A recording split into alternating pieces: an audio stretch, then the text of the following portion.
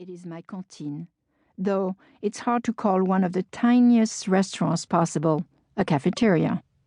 The oyster has a lot to do with why I go to this seemingly one-dish restaurant, but really, it's much more than that. A Huvtrerie is basically an oyster bar, and there are plenty in town, but this is one of a kind. For one thing, as a regular pointed out to me early on and only semi-jokingly, Régis picks his customers, and the customer is not the king here. Régis is. It's a restaurant with personality and attitude and the highest quality. I almost blew it with Régis on my first visit. When on a lovely fall day my early morning plane arrival from New York became a late morning arrival, I was starving and a bit frustrated, so I thought a few oysters would reconcile me with the world. Plus, I was eager to test this new place. I arrived at almost 2 p.m., but I wasn't sure they'd serve me as the place was pretty packed. It doesn't take much for it to be filled, with only one gentleman seemingly ready to leave. A minute later, I had a table. I felt lucky.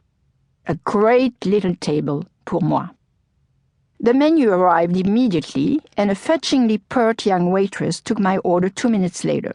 And then I waited and waited and waited.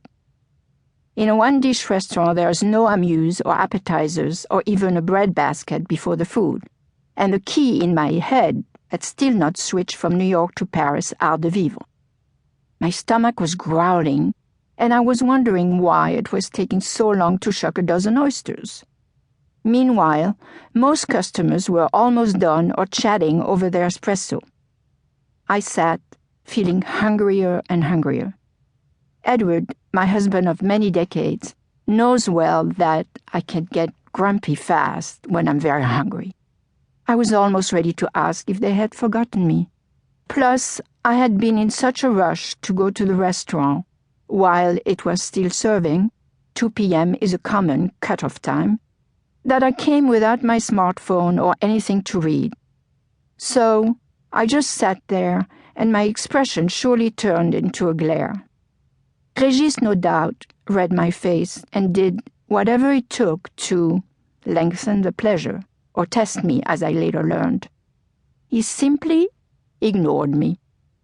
Fortunately for me, I overheard a regular next to me mentioning how Régis was in a bad mood today, after a morning telephone argument with a credit card machine sales rep, and so patience was required. Or was the man observing the show and trying to give me a heads up? That was definitely a hint I took as a favor and kept quiet, and waited, and contemplated the restaurant. Apparently, as I learned after a few visits and conversations with regulars, for someone like Régis, who gets up very early 6 days a week, rushing is not in order, and those who are in a hurry better go elsewhere.